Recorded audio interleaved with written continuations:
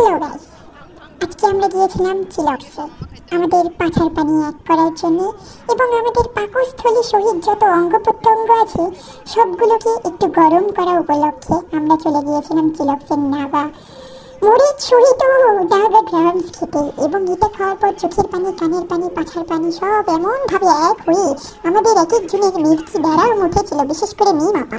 আমি আর জীবনেও তাকে ঝাল কিছু খাওয়াবো না বাবা। যারা একদমই ঝাল খেতে পারেন না তারা নাগা ড্রামস থেকে 100 হাত বিরত থাকুন। যারা মিডিয়াম ঝাল খেতে পারেন তারাও বিরত থাকুন। যারা এক্সট্রিম লেভেলের খাবেন তারাই সাথে লোকজন নিয়ে গিয়ে পারলে বিভিন্ন অঙ্গ প্রত্যঙ্গে চুবিয়ে চুবিয়ে খাবে। এটা খাওয়ার পরে নিজের যত যৌবন আছে সব রসাতলেই চলে যাবে বাবা। এত ঝাল মনে পড়লেই যেন মুখ জ্বলে উঠছে।